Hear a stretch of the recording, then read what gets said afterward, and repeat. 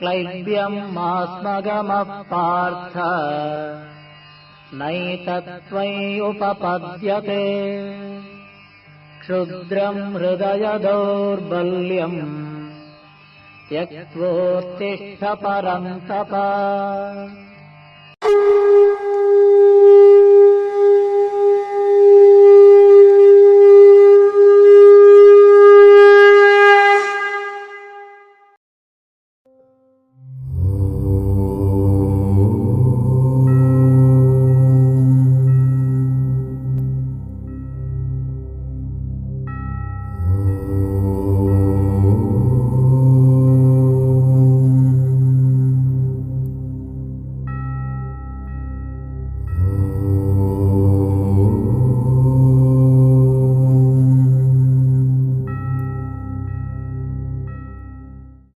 హైందవి వారి ఆధ్వర్యంలో శతశ్లోక యువగీతలోని 100 భగవద్గీత శ్లోకాలను నేర్చుకునే ప్రయత్నం చేస్తున్నాము.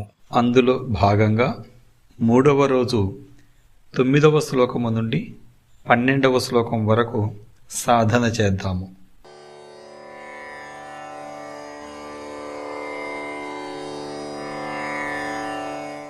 ఓం శ్రీకృష్ణ పరబ్రహ్మణే నమః.